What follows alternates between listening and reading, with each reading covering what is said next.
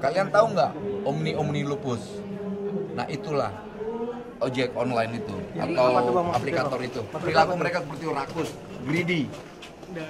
Greedy, bayangkan mereka bukan dikasih 50.000 aja, bahkan masih banyak dari mereka yang tidak mendapatkan sama sekali. Jadi udah terlalu tingkat rakusnya kelewatan. Ada pesannya Pak Habib Rizik soal demokrasi, soal perbedaan. Beliau tahu sekali bahwa saya kan pendukungnya Pak Jokowi kemarin ya 2014-2019. Artinya beliau punya pemikiran yang begitu luar biasa. Artinya perbedaan itu dianggap biasa dalam Islam, di FPI bahkan itu. Jadi ya selama ini narasi-narasi terkait radikalisme dan sebagainya sebetulnya sudah terbantahkan hari ini dengan saya hadir di markas besar FPI. Nah, kita mau ke depan ini kan bangsa ini coba sama-sama kita menata bareng ya. Biar gimana pun Habib Rizik juga patriotik yang harus kita hormati. Beliau selain patriotisme ulama besar yang punya tempat tersendiri lah di masyarakat lah, kayak gitu kira-kira. Gimana? Ya soal pesan khususnya pasti tidak ada lah, gitu. Dari Pak Prabowo juga tidak ada. Ini kan momen ini open house, datang silaturahmi, kan hal yang biasa, gitu. Tadi pesan Habib ada nggak pesan dari Habib soal pengentasan pengangguran itu tanggapan seperti apa? Lah iya itu wajib, itu bukan pesan Habib Rizik juga tapi pesan konstitusi. Dan itu juga pesan Presiden Prabowo terhadap kita sebagai pembantunya. Gitu. Layani rakyat, jangan korupsi, itu pesan dan perintah menurut saya. Dan itu disampaikan lagi. Beliau punya tanggung jawab moral sebagai ulama. Gitu. Gitu kira-kira.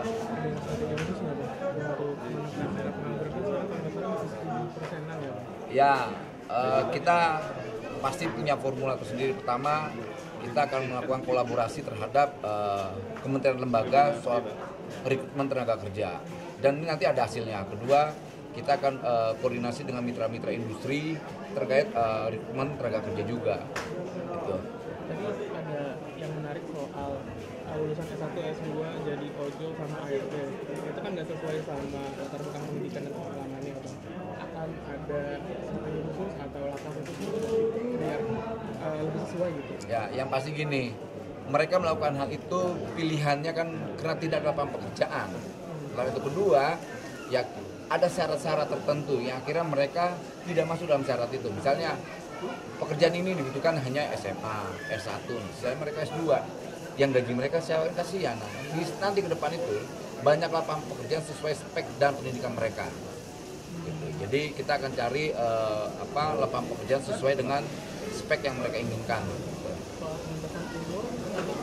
Itu penting, itu juga menjadi penghambat itu. Penghambat orang mau bekerja dihambat dengan syarat-syarat ketentuan umur yang akhirnya maaf. Kawan-kawan jurnalis juga berdampak. Kawan-kawan misalnya yang sudah umur 40, 45 lantas karena umurnya tidak sesuai dengan syarat akhirnya apa? Hopeless mencari pekerjaan. Dan kita berharap ini dihapus. Kita mau hapus itu. Belum, kan saya baru di Kementerian Tenaga Kerja. Kita akan cari kenapa itu ada syarat-syarat itu. Gitu. Tapi bentuknya masih belum masuk ke Unaker atau Permenaker itu masih belum. Ya cari undang-undang yang pasti melindungi warga negaranya lah. Pertama kan jangan bertabrakan dengan Undang-Undang 57 tuh. Setiap warga negara punya Undang-Undang nomor berapa? 13 Nah pokoknya setiap warga negara punya hak untuk mendapatkan pekerjaan gitu.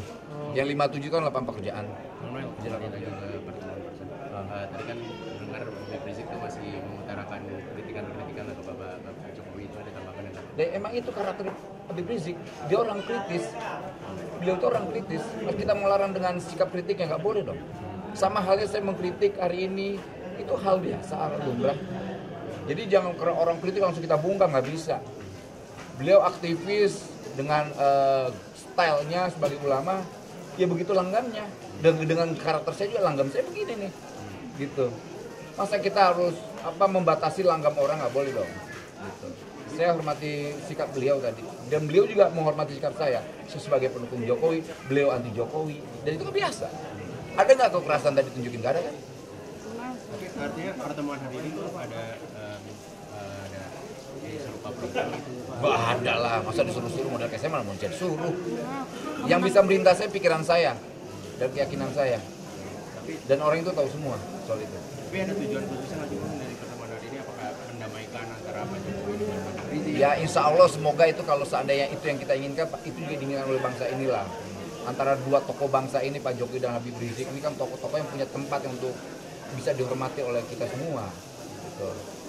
Karena orang kan juga punya narasi besar di depan sana, jangan sampai tokoh dua ini ketemu, bahaya. Gitu. Karena kalau ketemu, kasus yang 58 itu yang kawan-kawan FPI ditembak itu akan terbongkar tuh. Bang Noel, kemarin Pak Karding bilang masyarakat Indonesia dengan Itu himbauan secara moral benar. Karena kenapa? Yang kita takutkan kawan-kawan yang bekerja di Kamboja itu menjadi apa? Operator judi, scamming. Kalau enggak, mereka diambil ginjalnya tuh, dicuri organ tubuhnya. Apa yang dilakukan Pak Karding itu benar secara moral dan betul sekali dan kita dukung. lapangan kerja di Indonesia juga semakin sempit. Nggak sempit, nanti naik kok. Sabar aja, sabar. Kita berjuang. Kita tidak tutup mata persoalan lapangan pekerjaan ini. Negara tidak diam. Yang kita lawan sekarang ormas-ormas, pejabat-pejabat yang mentalnya kayak ormas, yang suka meres. Kemudian calo-calo tenaga kerja. Nah era sekarang kan tidak ada di era Pak Prabowo, mau diperes. Dilawan tuh sama Prabowo, presiden saya. Presiden saya cuma perintah ini, jangan korup, layani rakyat. Udah, itu. Bang Noel, sampai tanggal 29 Maret ada 1.322 laporan yang mengatakan bahwa ada sekitar 1.200 perusahaan belum bayar THR. Ya. Awal bulan lalu itu Pak Yas sudah bilang bakal ada sanksi atau denda. Ini kira-kira ada sanksi yang akan dijatuhkan nggak ke 1.322 ini? Karena itu yang jawab menteri saya. Tanya ke menteri saya lagi dong. Oke, terima kasih Bos. BHR gimana Pak? Update-nya Pak? DR apa BHR? Ojol. Ojol. Ya, Lupus kemarin bukan ada pemanggilan nggak secepatnya atau Ada gimana? 61. Kalian tahu nggak Omni Lupus? Nah itulah ojek online itu atau aplikator itu. Perilaku mereka seperti rakus, greedy. Greedy, bayangkan mereka bukan dikasih 50.000 aja, bahkan masih banyak mereka dari mereka yang tidak mendapatkan sama sekali. Jadi udah terlalu tingkat rakusnya kelewatan. Dari 61 pengaduan Artinya ini Itu. tuntas berarti. Apa? Dari 61 pengaduan BHR sampai 29 Maret berarti belum ada yang tuntas. Nanti saya cek data itu ya. Saya belum dapat data itu. Pak Menteri dapat, saya berapa? Kapan dipanggil Pak aplikator Pak? Secepatnya kita akan panggil ke kantor kita. Hari Senin Yang jelas gini, negara dibohongi, presiden saya dibohongin, menteri saya dibohongin, rakyat dibohongin, driver ojek online dibohongin. Dan kita akan tuntut itu. Itu aplikatornya semuanya dipanggil Pak? Apa Kita hanya panggil beberapa semua sih? lah, kita panggil semua. Berarti akan dituntut ya Pak ya? Ya soal tuntutan kita lihat nanti. Yang jelas akan kita panggil. Tapi mayoritas ada operator Perlu kita yang audit sendiri tuh. gitu Bang? Kita lihat pajaknya, kita lihat semuanya. bisa Gitu. ditulis hari Senin bakal dipanggil nggak? Pokoknya kita akan panggil aplikator-aplikator itu. Mereka jangan buas dengan rakyatnya. Mereka udah bohongin negara, bohongin presiden saya, bohongin kita, bohongin menteri, bohongin rakyat, semua dibohongin. Ini termasuk Gojek sama Grab ya Bang? Semua lah aplikator. Itu semua aplikator. Ya.